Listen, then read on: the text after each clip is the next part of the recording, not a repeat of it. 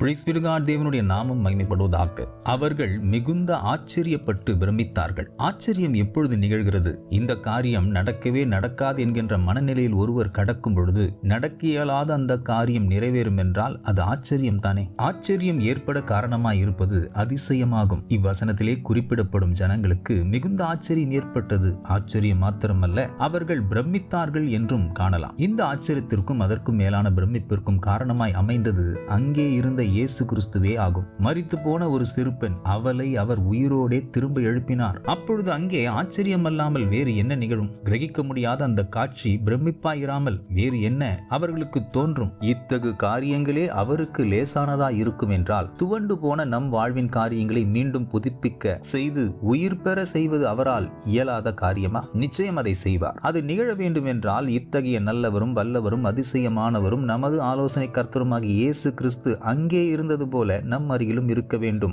ஆகவே எத்தகு வேலைகள் இருந்தாலும் எத்தகைய சூழ்நிலைகள் ஆனாலும் அனுதினமும் அவரண்டை கடந்து சென்று அவரில் நெருங்கி ஜீவிக்க யாசிப்போம். உண்மையாய் அவரை நோக்கி கூப்பிடும் யாவருக்கும் அருகில் நிற்கும் தேவன் தலிதாகூமி என்று உரத்த சத்தமாய் கூப்பிட்டு மரித்து போனதாய் காணப்படும் ஆசீர்வாதங்களை உயிர் பெற செய்வார். உன் வாழ்விலும் அதிசயம் புரிவார். உன்னை காண்கிறவர்கள் நிச்சயம் பிரமிப்பார்கள். God bless you abundantly.